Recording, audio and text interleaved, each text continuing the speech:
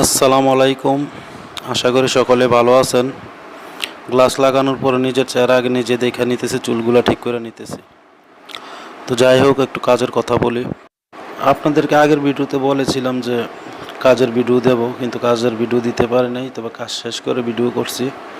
আমি এখন লাইনগুলো চেক দেব।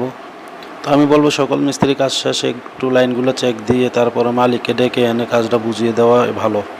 অনেকে আছে কাজ শেষ করে কাজ বুঝিয়েও দেয় না, চলে যায়। পরে দেখা গেছে আবার ফোন করে আবার আসতে হয়। এগুলো একটু ঝামেলার ব্যাপার।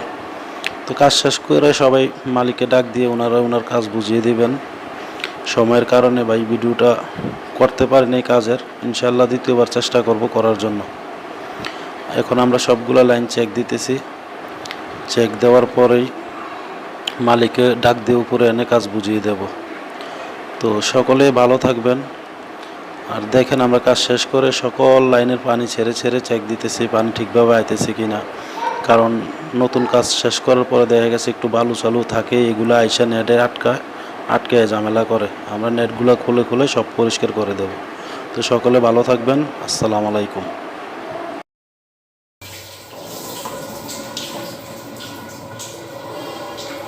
সাকিব, এই বাথরুমের বিক্ষোভটা খুললে বিক্ষোভের মুখটা খুললে দেখছে পানির প্রেশারটা কিরম পুষে হঠাৎ একবারে পানির প্রেশার আমার।